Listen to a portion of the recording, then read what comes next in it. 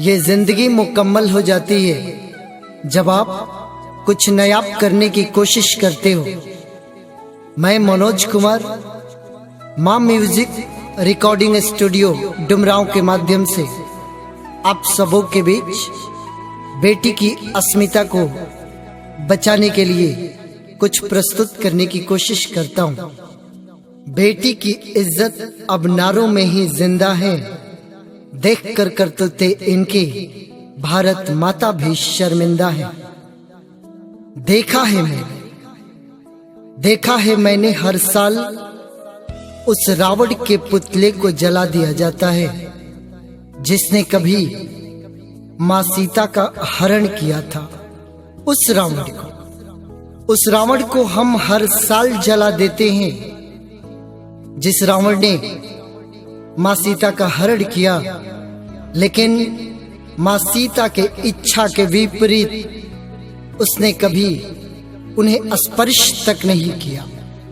जलाते हैं हम उस रावण को, लेकिन आखिर वो वक्त कब आएगा जब हम अपने अंदर के रावण को जलाने की कोशिश करेंगे।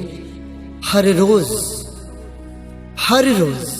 हर गली और चौराहे पर मां सीता रूपी बेटियों रोज उन पे अश्लील टिप्पणियां किया जाता है।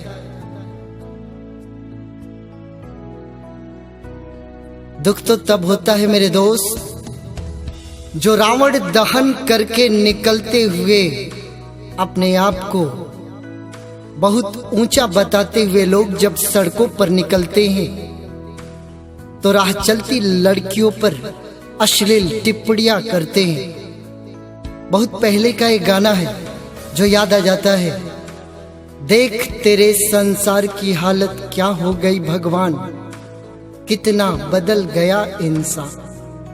अगर उसी गीत को आज के परिवेश में लिखा जाता तो फिर उस गीत के बोल क्या होते। आखिर हम कहां आ गए, किस मानसिकता के शिकार हो गए हम। राह चलती लड़कियों को बाहर निकलना दुश्वार कर दिया है हमारे ही समाज के लोगों ने। आखिर इनकी सोच इतनी नीचे स्तर तक पहुंच कैसे गई। मेरे दोस्त, मैं यही कहना चाहूंगा कि अगर आप किसी लड़की को एक बहन की तरह महसूस नहीं करा सकते तो कम से कम प्लीज उसे वेश्या की तरह अनुभूति मत दो। राह पर चलने वाली हर एक लड़की किसी की बेटी होती है मेरे दोस्त। वो किसी की इज्जत होती है, किसी की आबरू होती है, किसी की बहन होती है। क्या वो वक्त नहीं आ सकता कि एक लड़की जब सुनसान सड़क पर अकेले जा रही हो तो उसके दिल में ये एहसास हम नहीं पैदा कर सकते कि रास्ते पर वो अकेली नहीं बल्कि उसका भाई, उसके पिता उसके साथ हमेशा। क्या हम दूसरों की इज्जत और आबरू को अपनी इज्जत और आबरू नहीं समझ सकते। दोस्त, बड़ी तकलीफ होती है, बहुत तकलीफ होती है जब हम अपने समाज में ऐसे कुछ गंदे लोगों को देखते हैं जो लड़कियों को बाहर निकलना तक दुश्वार कर देता है। तो हमें कोई अधिकार नहीं बनता, हमें कोई हक नहीं बनता कि हम ये कहें कि नारी भ्रूण हत्या को बंद कर दिया जाए। आखिर क्यों कोई बाप बेटी को पैदा करने से नहीं डरेगा।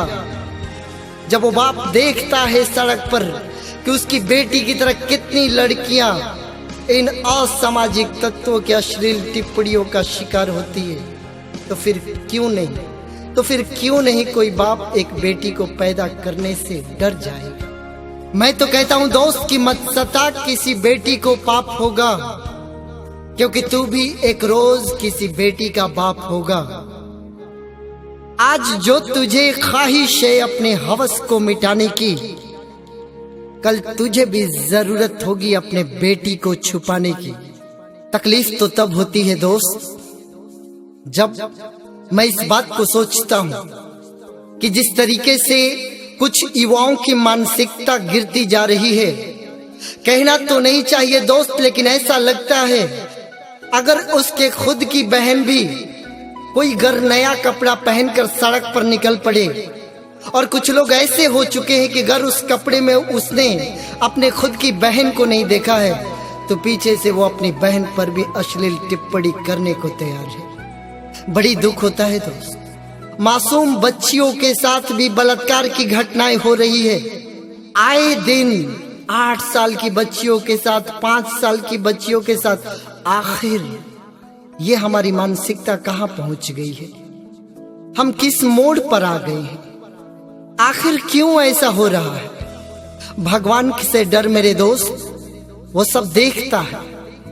अगर आपको ऐसा लगता है कि लड़कियों का पहनावा इसके लिए दोषी है, लड़कियों के रहन सहन का स्तर इसके लिए दोषी है, तो मेरे दोस्त आपके नजरिया में दोष है, आपकी नजर में दोष है। आप किसी के पहनावे को दोष देने की बजाय अपनी नजर को दोष दो, अपनी नजर को बदलने की कोशिश करो।